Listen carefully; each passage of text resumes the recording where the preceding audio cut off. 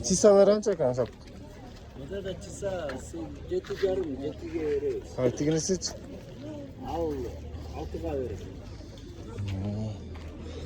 6'ga. 7,5 6'ga değil.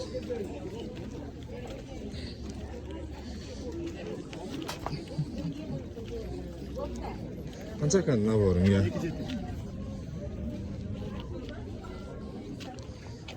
2,70.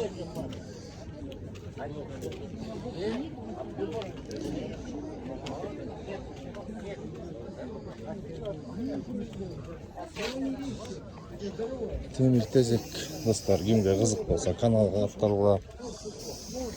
Gravarkalar 250'den, Stikoy 350'den. Sarışlı maskalar 1400'den tamam. Flaglar kaçtan kan ya? 1,5'dan kan. Samagan koyganlarga gerek kadar emas. Flagi mendele kişi su taşıya kaldı. Ona bargan çakan ya. 900 koyayım. 900. А сегодня говорит 500. Там же Tak yaşlı 250 son Almanı. Samanı 45 sondan. Orada cevizin tavırları kızık dolu. Короче говоря, за 800 сомов на починок дала. Mahar korulgan tamekler 3 som 4 som. Нет, 450 и 2 по 200. За 800 сомов. За 800 Bir сомов notluk он 25 утром приехал, еще 9 не было, забрал на велосипеде. Тот, который у меня забирает.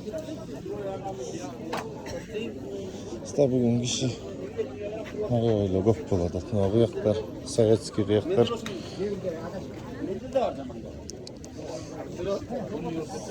Spor ettirgen çakan ya.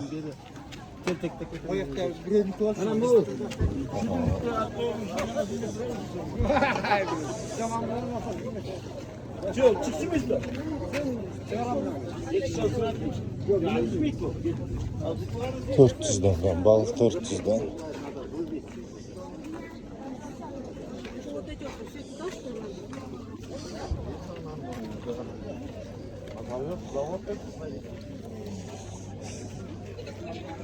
Ama Ariston'dan çakan ya.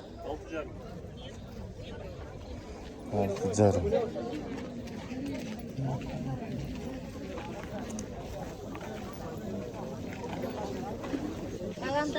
Ошо шептер барыңарга рахмат. Каналга каттылабыз. Видеолорду көрөбүз дегендей. Кимге эмне керек болсо комментарийге жазып койгула. Эмки базар карап берем. 11 миңге дейт маараланы.